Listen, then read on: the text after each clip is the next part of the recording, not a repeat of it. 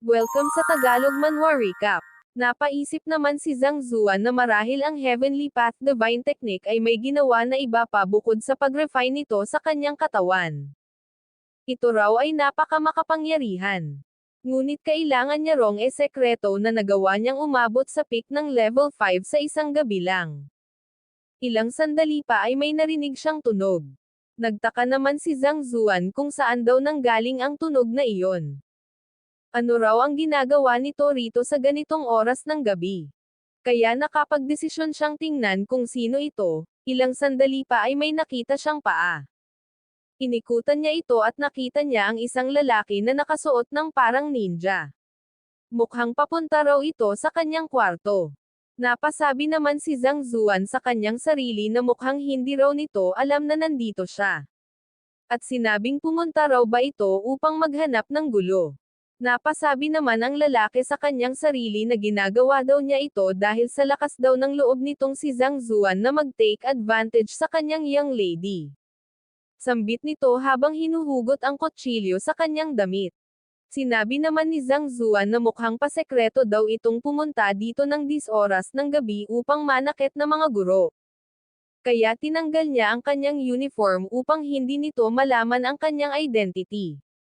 Napalingon naman ang lalaki at sinabing sino raw ang nandoon. Nagulat naman si Zhang Zuan at sinabing mukhang napansin daw siya nito. Napagdesisyonan naman ni Zhang Zuan na dahil mukhang pumunta raw ito upang guluhin siya magpapanggap na lang daw siya na pareho sila ng pinunta rito. Kaya nagsalita si Zhang Zuan at sinabing pumunta raw siya upang patayin si Zhang Zuan at tinanong kung sino ang lalaki. Medyo napatahimik naman saglit ang lalaki at sinabing sige gawin niya raw at manonood ito. Ha? Paano ka naman? Hindi ba pumunta ka rin dito para patayin si Zhang Zuan? Sambit ni Zhang Zuan. Sumagot naman ang lalaki at sinabing hindi raw siya pumunta upang patayin si Zhang Zuan, gusto niya lang daw ito turuan ng leksyon. Puputulan niya raw ang manoy nito nang hindi na ulit nito bastasin ang young lady. Na siya namang ikinagulat ni Zhang Zuan at napahawak siya sa manoy niya. Napamura naman si Zhang Zuan at sinabi na kung natulog daw siya imbes na mag-cultivate mukhang magiging masama raw ang kahihinatnan niya. Nagsalita naman ang lalaki at pinapauna siya. Sumagot naman si Zhang Zuan at sinabing mauna na raw ito dahil kung mauuna raw siya mamamatay daw si Zhang Zuan. Ano pa raw ang silbi ng gagawin nitong pag-castrate sa kanya?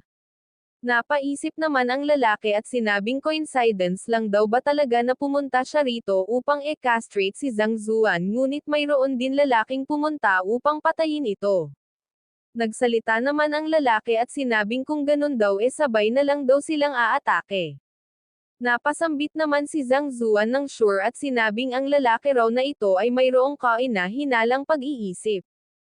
Ilang sandali pa ay nag-quick step si Zhang Zuan palapit sa lalaki. Nagulat naman ang lalaki sa ginawang step ni Zhang Zuan at napasabing mukhang nasa peak na raw ito ng level 5 stage. Sinabihan ng lalaki si Zhang Zuan na gumamit daw ito ng teknik na naglilift ng chi upang gumaan daw ang katawan niya. At sumang-ayon naman si Zhang Zuan dito. Ilang sandali pa ay napatawa si Zhang Zuan dahil gumamit daw ang lalaki ng teknik kaya napunta na naman siya sa Library of the Heavenly Path. At may nakita siyang libro na may nakasulat na Yaohan sa cover nito. Napasabi naman si Zhang Zuan na mukhang pamilyar daw ang pangalan na ta. Mukhang narinig niya na daw ito kung saan. At nang basahin niya ang libro ay nalaman niya na si Yaohan pala ay isang butler sa mansion ng mayor sa Bayou City. At napagtanto niya rin na hindi raw ba ito ang butler ni Jiaoya. Wala naman daw siyang ginawang masama ngunit bakit castrate daw siya nito. At ito ay nasa acupoint opening stage at may lakas na 12 cauldrons. Ano naman daw sambit ni Zhang Zuan? Hindi na raw siya magiging si Zhang Zuan kung hindi niya ito bibigyan ng leksyon ngayon. Ngunit, hindi raw sila magkamatch. Hindi niya raw ito kayang labanan ng harapan. Subalit, napatawa naman si Zhang Zuan nang makita nito ang mga weaknesses ng kalaban mula sa Library of the Heavenly Path. At ang Life Gate Acupoint nga nito ay nasa kanyang puwet. Kaya naman natatawa itong pinagmasdan ni Zhang Zuan. Ngunit medyo napansin ito ni Yao Han at tinanong siya kung anong problema. Ilang sandali pa ay itinuro ni Zhang Zuan ang kanyang daliri sa bandang itaas at sinabi kay Yao Han na mayroon daw UFO. Napasabi naman si Yao Han ng anong UFO. Ano yon? Sinabi naman ni Zhang Zuan na wag daw itong magmadali dahil malalaman niya raw ito sa lalong madaling panahon. Ilang sandali pa ay bumuwelo si Zhang Zuan at sinipa si Yao Han sa bandang puwet nito. Makikita namang labis na nasaktan si Yao Han sa ataking ito, tumilapon ito at bumangga sa pader na nakagawa ng napakalakas na impact. At makikita nga ang mga UFO na umiikot sa ulo ni Yao Han tanda ng matinding pinsala at pagkahilo. Napasabi naman si Zhang Zuan sa kanyang sarili na marahil daw na ang isang acupoint opening expert ay napakalakas ngunit kaya niya raw itong talunin kapag nalaman niya kung saan banda ang life gate acupoint at mga kahinaan nito. Nagsalita naman si Yao Han na hindi ba't nagkasundo na sila na sabay nilang aatakihin si Zhang Zuan. Ngunit pinoloso po lang ito ni Zhang Zuan. Napasabi naman si Yao Han na ano pa raw ba ang gagawin nito nang makita niya ang malademonyong aura ni Zhang. Ilang sandali pa ay makikita ang isang aso na umiihi sa pader. At nang marinig nito ang ingay na ginagawa ni Yao Han habang binubugbog ito ni Zhang Zuan ay dali-dali itong tumakbo paalis. Napa-exhale naman si Zhang Zuan at sinabing ang sarap daw sa pakiramdam ng ginawa niya. At sinabing iyon daw ay butler ng mayor's mansion at tiyuhin ni Zhao Ya kaya ang magagawa lang niya ang bugbugin ito. Makikita naman ang bukol-bukol na pagmumukha ni Yao Han at napasabing hindi raw ba nasa peak level 5 na daw ito ng power strength ng martial arts expert. Ano raw ba ang prinsipyo nito? Bakit daw hindi ito gumamit ng martial arts o technique? Paano raw nito nagawang maging mas masahol pa sa mga street hooligans? Samantala sinabi naman ni Zhang Zuan na hindi raw maaaring malaman ni Yao Han ang identity niya. Kaya naisip niyang magpanggap na lang bilang si Changbin. Kung hindi raw siya ginulo nito kanina malamang hindi rin daw niya ito maiisip. Kaya nagsalita si Zhang Zuan at sinabi kay Yao Han na naiinis daw siya kay Zhang Zuan kaninang umaga kaya tuturuan niya daw ito ng leksyon. At alam daw niyang gusto rin daw ni Yao Han na turuan ito ng leksyon. Subalit, kung ika-castrate daw ni Yao Han ito malamang iisipin daw ni Shen Biro na si Changbin ang may kagagawan nito. Kaya sinabihan niya si Yao Han na sisihin ang sarili niya dahil hindi raw ito pumunta sa tamang oras. Napatahimik naman si Yao Han nang marinig ito. Sinigawan naman ni Zhang Zuan si Yao Han at pinaalis. Habang papaalis, nag-iisip naman si Yao Han kung sino raw ba ang taong ito. Una, nakaalitan daw ito ni Zhang Zuan kaninang umaga. Pangalawa, ito raw at si Zhang Zuan ay magkaribal. At pangatlo, ang babae raw na pinag-aagawan nila ay si Shen Biro. Samantala, napaisip naman si Zhang Zuan na kung hindi raw dahil sa tulong ng ginawa niyang cultivation kanina hindi niya raw alam kung ano ang mangyayari. Gaya daw ng inaasahan, ang lakas daw ang pinaka-importanteng bagay sa mundong ito. Kinaumagahan, Mr. Zhang Zuan nandito ka na pala sambit ng mga mag-aaral. Nagtanong naman si Zhang Zuan kung wala daw ba si Zhao Ya ngayon. Sumagot naman ang mataba na baka darating din daw yun maya-maya. Sumagot naman si Zhang Zuan na kung ganoon magsisimula na sila. Kaya nagsalita ito sa mga mag-aaral at sinabing ang pagtuturo niya raw ay kakaiba kumpara sa ibang mga teachers. Dahil ang style niya daw ay nakabase sa aptitude ng isang mag-aaral. Kaya pupunta raw siya sa wing room at tatawagan ang mga mag-aaral ng paisa-isa. At ang una niyang tinawag ay si Wang Ying. At sinabing ito raw ang una niyang mag-aaral kaya ito raw ang mauuna. At sumunod naman si Wang Ying. Napasabi naman si Wang Ying sa kanyang isip na marami raw siyang nalaman tungkol kay Zhang Zuan pag-uwi kahapon. At nalaman niya raw na ito ay totoong cheater at mahina daw ito. Kaya naman pagkatapos daw nito magki-quit na siya. Ilang sandali pa ay inutusan ni Zhang Zuan si Wang Ying na suntukin niya raw ito upang malaman niya kung gaano na ito kalakas ngayon. Napatanong naman si Wang Ying kung okay lang ba talaga na gawin ito dito. Sumagot naman si Zhang Zuan na okay lang daw talaga. Napasabi naman si Zhang Zuan sa kanyang isip na nung nakaraan daw ay hindi pa naa-activate ang Library of the Heavenly Path kaya hindi niya pa raw alam ang mga weaknesses ni Wang Ying. At sinuntok na nga ni Wang Ying ang kamay ni Zhang Zuan at napunta na naman ito sa Library of the Heavenly Path. Napakahusay. Sambit ni Zhang Zuan kay Wang Ying. May sasabihin pa sana si Wang Ying ngunit pinutol ito ni Zhang Zuan at sinabing kung hindi raw siya nagkakamali ang mga binti raw ni Wang Ying ay na-injured dahil sa isang laban 2 taon na ang nakararaan. Hindi raw ba? Tanong niya kay Wang Ying. Sumagot naman ito na paano niya raw ito nalaman. Napasabi naman si Wang Ying sa kanyang isip na paano daw nalaman ni Zhang Zuan kung kailan siya na-injured. Sumagot naman si Zhang Zuan na mayroon daw 3 acupoints sa binti ng isang tao na namamahala sa lakas, bilis at agility nito. At nung magkaroon daw ng laban si Wang Ying, ang acupoint daw na namamahala sa kanyang lakas ay aksidenteng nagsarado. Na siyang naging dahilan upang maging reverse ang pagdaloy ng kanyang dugo. Na siya ring naging dahilan upang mapigilan ang paglabas ng kanyang lakas mula sa kanyang mga binti katulad ng ibang mga normal na mga tao. Napagtanto naman ni Wang Ying na nasabi na raw ito ni Zhang Zuan sa kanya ngunit hindi raw siya nagawang gamutin nito. Dahil ang isang master lang na mayroong superior chi ang makakagawa nito.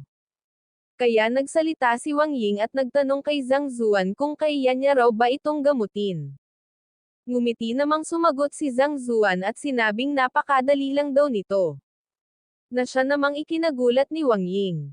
Ang akala niya raw ay mananatili lang daw siyang ganito sa buong buhay niya.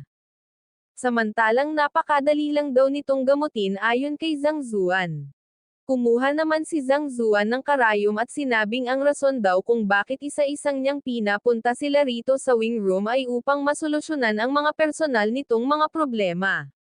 Napatanong naman si Wang Ying sa kanyang sarili kung talaga bang kaya ito ni Zhang Zuan. At inutusan naman ni Zhang Zuan si Wang Ying na umupo at i-relax daw nito ang kanyang katawan. Napasabi naman si Wang Ying na sa hindi raw maipaliwanag na dahilan mukhang nagtitiwala raw siya kay Zhang Zuan ngayon.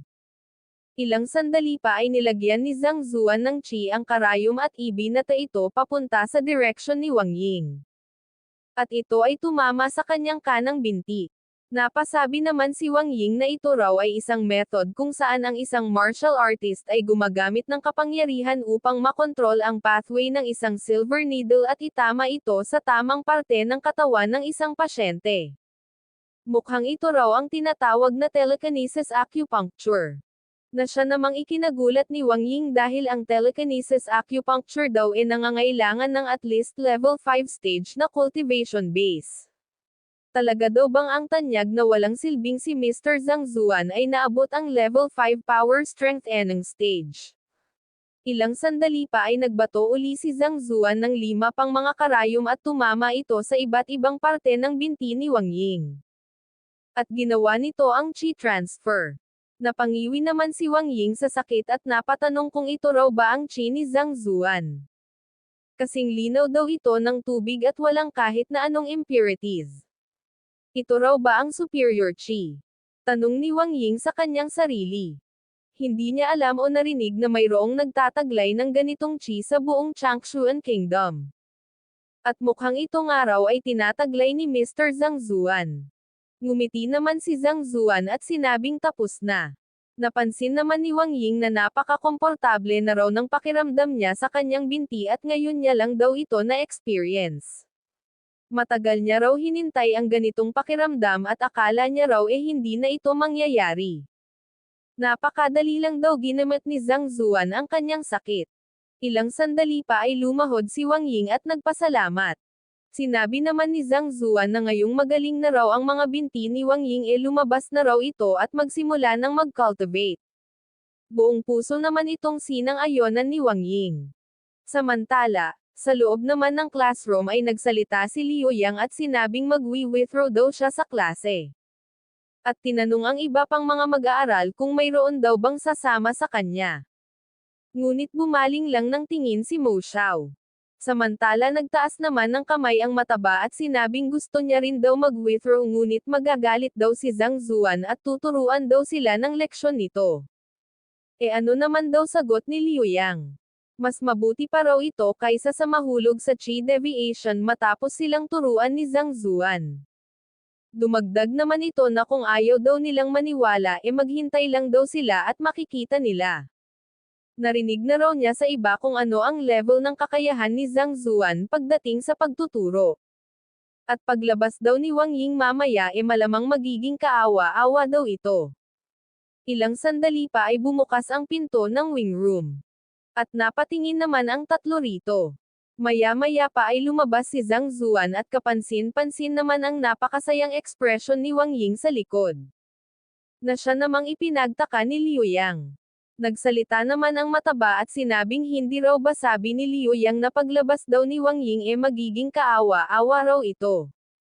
Napaubo naman si Liu Yang at napaisip na base raw sa masayang ekspresyon ng pagmumukha ni Wang Ying nabigyan daw ito ni Zhang Zuan ng magandang advice. Ilang sandali pa ay dumating si Zhao Ya kasama ang isang lalaki na nakabalot ang mukha at humingi ng paumanhin dahil na late siya. Nagtanong naman si Zhang Zuan kung sino daw ba ang kasama nito na mayroong deformed na pagmumukha. Na siya namang ipinagtaka ni Zhao Ya. Sinigawan naman ng lalaki si Zhang Zuan at sinabing sino raw ba ang tinutukoy nitong deformed man. Siya raw si Yao Han ang butler ng Baiyu City. Dinagdag pa nito na uupo raw siya sa klase ni Zhang Zuan ngayon at titingnan niya raw kung paano ito magturo. Samantalang pinapakalma naman ito ni Zhao Ya. Sumagot naman si Zhang Zuan na gusto niya raw ng katahimikan sa kanyang klase at ang taong katulad daw ni Yao Han na walang silbi ay hindi welcome. Nag-aapoy naman sa galit si Yao Han at sinabing sino raw ang tinatawag ni Zhang Zuan na walang silbi. Maniwala man daw ito o hindi, kaya niya raw itong patayin sa bogbog. Sinabihan naman ni Zhang Zuan si Zhao Ya na hindi niya raw malulutas ang problema nito kung nandito raw si Yao Han. Kaya naman itinolak ito palabas ni Zhao Ya. At sinarado ang pinto. Galit namang nagmura si Yao Han at sinabing wag na wag daw magkakamali si Zhang Zuan na ipakita sa kanya ang mga weak points nito. Samantala nagsalita naman si Liu Yang sa kanyang isip at sinabing ano raw ba ang magandang advice na maibibigay ni Zhang Zuan sa kanya. Kung wala raw itong maibibigay na magandang advice aalis daw siya. At pumasok na nga ito sa wing room at tinanong si Zhang Zuan kung kailangan niya pa ba raw ipakita ang kanyang teknik. Sumagot naman si Zhang Zuan ng wag na. At nagtanong naman si Liu Yang kung bakit. Sinagot naman ito ni Zhang Zuan na sa murang edad raw ay nakagawa na ito ng initial success Soaring Feast at nagawa na rin daw nitong master ang Dragon Feast. Hindi na raw ito masama sambit ni Zhang Zuan. Nagtanong naman si Liu Yang kung paano daw ba nalaman ni Zhang Zuan na nagko-cultivate siya sa Dragon Feast. At napasabi sa isip niya na upang maging mas malakas itinago niya raw ito maging sa kanyang pamilya na nagko-cultivate siya ng Dragon Feast. Sumagot naman si Zhang Zuan na nung ipinakita raw ni Liu Yang ang kanyang Soaring Fist kahapon nakita niya raw ang anino ng Dragon Fist dito. Hindi naman makapaniwala si Liu Yang at tinanong si Zhang Zuan na paano raw nito nalaman base lang doon. At napasabi siya sa kanyang sarili na kahit si Cao Xiong daw ay hindi ito napansin at paano naman daw ito nagawa ng walang silbing guro na ito. Nagsalita naman si Zhang Zuan at sinabing na master na daw ni Liu Yang ang Dragon Feast ngunit sa tuwing pina-practice niya ito nakakaramdam daw ito ng pananakit sa may bandang kilikili at sa kanyang Jianjing acupoint. Tama ba ako? Sambit ni Zhang Zuan. Hindi naman makapaniwala rito si Liu Yang at nagtanong na naman kung paano raw ito nagawa ni Zhang Zuan. Sumagot naman si Zhang Zuan na ini-emphasize daw ng Dragon Feast ang lakas ng puwersa sa bawat sulok ng katawan at ito ay tinatawag na Dragon's Body. At kapag naabot daw ng user ang body nourishing stage, ang chi ay mano-nourish sa kanyang mga muscles at mapapadali ang cultivation nito. Ngunit sa kasamaang palad, si Liu Yang ay nasa breath gathering stage pa lang daw at ang katawan nito ay masyado pang mahina. At pinipilit daw nito na i-cultivate ang martial art na ito. Kaya sa pagdaan daw ng panahon ang injury daw na ito ay magiging mas malala pa. Medyo nalungkot naman si Liu Yang dito. Dinagdag naman ni Zhang Zuan na kung patuloy daw itong eco-cultivate ni Liu Yang, ang buong braso daw nito ay mapipinsala. At pag dumating na raw sa puntong iyon wala na dong makakatulong sa kanya. At nagtanong si Zhang Zuan kung nakakaramdam daw ba ito ng pamamanhid at pamumulikat kapag matutulog ito tuwing gabi. Nagmatapos itong sabihin ni Zhang Zuan ay biglaang napaluhod si Liu Yang. At nakiusap ito kung maaari daw ba siyang turuan ni Zhang Zuan. Sinagot naman ito ni Zhang Zuan at sinabing wag daw itong mag-alala. Una, itigil daw nito ang pagko-cultivate niya ng Dragon Fist at gawin ang best niya para mapataas ang kanyang cultivation base. At ang iba namang problema nito ay hahanapan daw ng paraan ni Zhang Zuan upang marisolba ito. Napasabi naman si Liu Yang na hindi raw siya makapaniwala na mali daw pala ang tingin niya kay Zhang Zuan nung kinilala niya ito bilang guro. Ngunit ngayon daw ay alam at nararamdaman niya raw na napakaswerte niya. Dahil siguradong si Zhang Zuan daw ay isang expert at higit na mas magaling daw ito kumpara sa ibang mga masters. Ilang sandali pa ay bumukas ang pinto ng wing room. Napasabi naman ang mataba na lumabas na daw si Liu Yang. At tinanong kung mag-withdraw na daw ba ito bilang mag-aaral ni Mr. Zhang Zuan. Sumagot naman si Liu Yang na ano daw ba ang pinagsasabi nito. Si Zhang Zuan daw na nagturo sa kanya ng isang araw ay magiging ama niya habang buhay. At ngayong nagsimula na ang lesson hinding-hindi raw ito mag-withdraw. Hindi raw niya alam kung ano ang iniisip nila. Ngunit paano naman daw nila naisip na mag-withdraw siya? Hindi raw ba sila nahihiya sa kanilang mga sarili? Hindi naman makapaniwala ang tatlo sa pinagsasabi ni Liu Yang.